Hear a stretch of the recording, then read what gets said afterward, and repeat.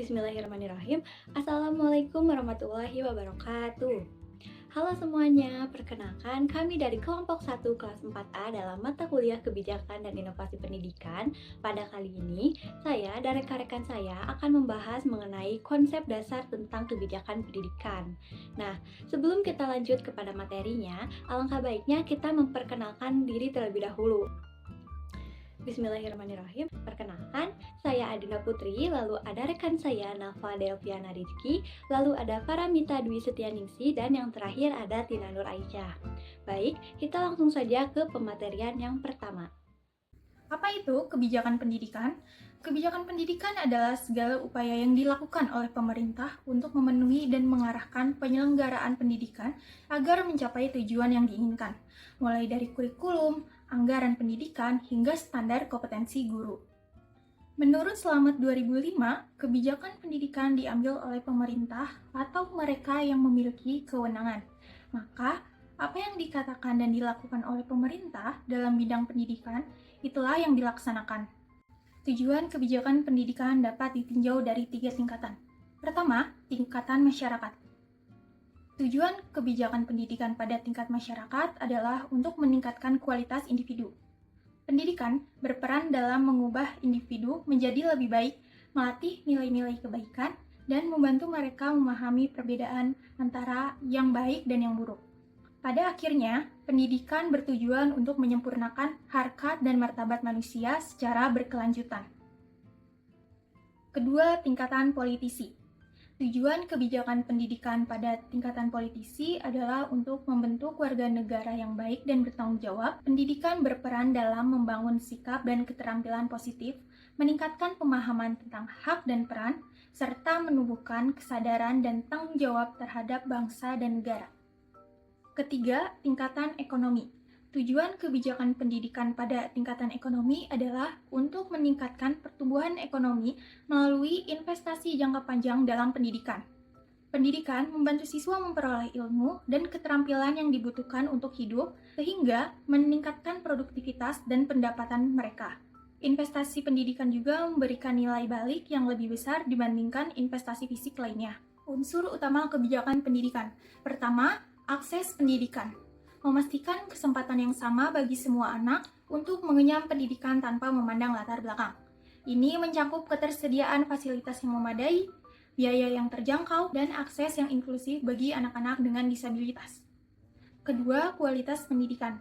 Meningkatkan mutu pendidikan melalui kurikulum yang relevan, guru yang kompeten, fasilitas yang lengkap, dan sistem penilaian yang komprehensif. Tujuannya adalah menghasilkan lulusan yang kompeten dan berdaya saing. Ketiga, keadilan. Mengurangi kesenjangan dalam akses dan kualitas pendidikan antara berbagai kelompok masyarakat. Kebijakan harus berpihak pada kelompok yang kurang beruntung dengan memberikan afirmasi dan alokasi sumber daya yang adil. Keempat, relevansi. Memastikan pendidikan sesuai dengan kebutuhan pasar kerja, perkembangan teknologi, dan tuntutan masyarakat. Keterlibatan dunia usaha dan industri penting untuk memastikan relevansi ini. Kelima, tata kelola. Menciptakan sistem pendidikan yang efisien, efektif, transparan, dan akuntabel. Ini melibatkan desentralisasi pengelolaan pendidikan, otonomi daerah dan sekolah, partisipasi masyarakat, dan akuntabilitas yang jelas. Baik, yang selanjutnya yaitu ada komponen kebijakan pendidikan. Menurut Charles O. Jones, kebijakan pendidikan terdiri dari 5 komponen utama. Yang pertama yaitu tujuan atau goal. Tujuan adalah hasil yang ingin dicapai dalam periode waktu tertentu. Tujuan ini menjadi langkah pertama dalam perencanaan kebijakan pendidikan. Agar kebijakan dapat diterima dan dipahami dengan baik, tujuan harus jelas dan rasional. Yang kedua, rencana atau plans. Rencana ini bertujuan untuk mengatur pelaksanaan kebijakan pendidikan agar berjalan dengan sistematis dan terstruktur. Selain itu, rencana juga harus fleksibel agar dapat disesuaikan dengan kondisi yang berubah di lapangan. Yang ketiga yaitu program atau programe. Program adalah implementasi konkret dari perencanaan yang telah dibuat. Program ini mencakup aktivitas atau proyek yang disusun berdasarkan tujuan yang telah dirancang. Dalam merancang program, berbagai alternatif harus dipertimbangkan untuk memilih yang terbaik.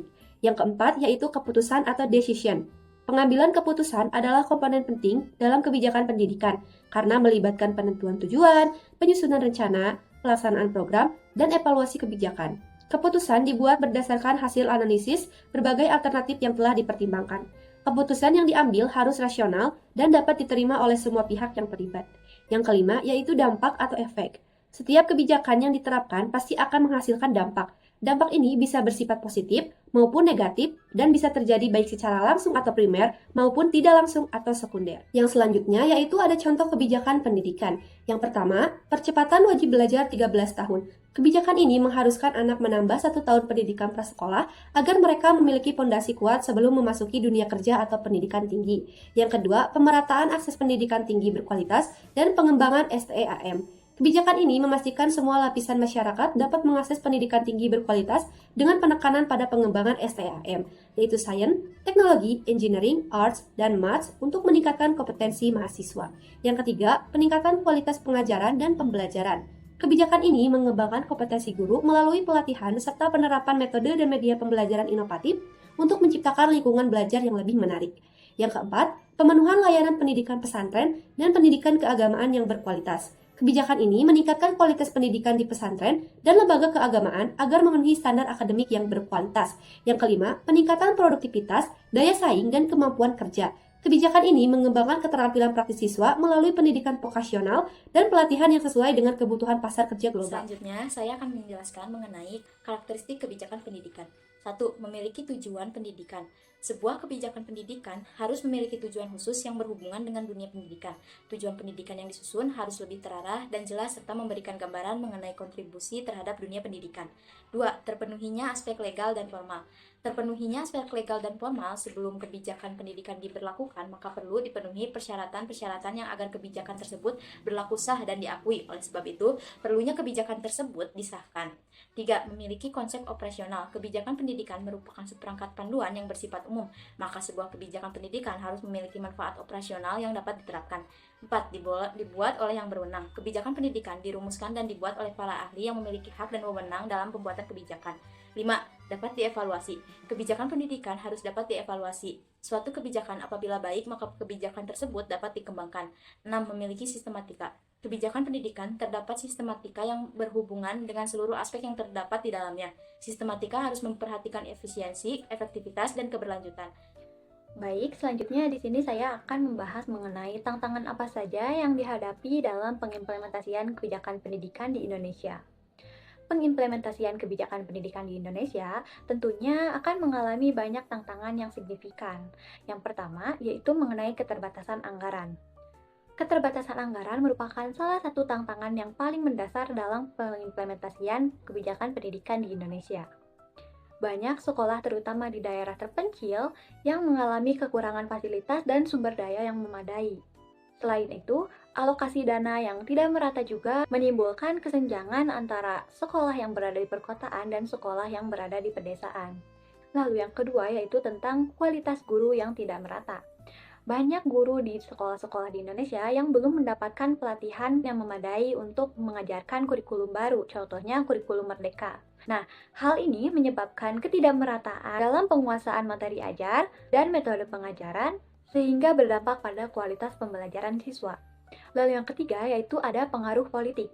Pengaruh politik pada kebijakan pendidikan di Indonesia seringkali mengarah pada ketidakstabilan dan ketidaksesuaian antara kebijakan yang ditetapkan dengan kebutuhan yang ada di lapangan. Hal ini pula tentu akan menjadi masalah bagi pengimplementasian kebijakan pendidikan di Indonesia. Lalu yang selanjutnya yaitu ada evaluasi yang lemah. Evaluasi terhadap pengimplementasian kebijakan pendidikan di Indonesia seringkali tidak dilakukan secara menyeluruh, sehingga sulit untuk menilai efektivitas dari kebijakan tersebut. Lalu yang terakhir, yaitu tantangan tentang teknologi dan digitalisasi. Di era digital, penerapan teknologi dalam pendidikan mengalami berbagai kendala. Kesenjangan dalam akses teknologi antara daerah perkotaan dan pedesaan menciptakan disparitas dalam penggunaan alat pembelajaran modern. Selain itu, banyak pendidik yang belum terlatih untuk menggunakan teknologi secara efektif dalam proses pembelajaran, sehingga mengurangi potensi peningkatan kualitas pendidikan melalui digitalisasi. Nah, tantangan-tantangan yang tadi saya sebutkan itu saling terkait dan memerlukan pendekatan holistik untuk mengatasi masalah-masalah dalam pengimplementasian kebijakan pendidikan di Indonesia. Diperlukan adanya kerjasama antara pemerintah, lembaga pendidikan, dan masyarakat untuk menciptakan sistem pendidikan yang lebih baik dan lebih inklusif. Terakhir, kita sudah sampai pada kesimpulan. Kesimpulan pada diskusi kita kali ini adalah kebijakan pendidikan merupakan upaya pemerintah untuk mengarahkan penyelenggaraan pendidikan guna mencapai tujuan masyarakat, politik, dan ekonomi. Kebijakan ini mencakup akses kualitas dan keadilan dan tata kelola pendidikan dengan tantangan seperti keterbatasan anggaran, kualitas guru yang tidak merata, serta pengaruh politik dan teknologi. Evaluasi dan perbaikan kebijakan diperlukan untuk mewujudkan sistem pendidikan yang lebih baik. Mungkin cukup sekian yang dapat kelompok kami sampaikan. Kami ucapkan terima kasih banyak kepada teman-teman semua yang telah memperhatikan pematerian dengan baik. Dan kami juga ucapkan mohon maaf yang sebesar-besarnya apabila masih terdapat banyak kesalahan dalam pematerian yang kami sampaikan. Kami tutup. Wassalamualaikum warahmatullahi wabarakatuh.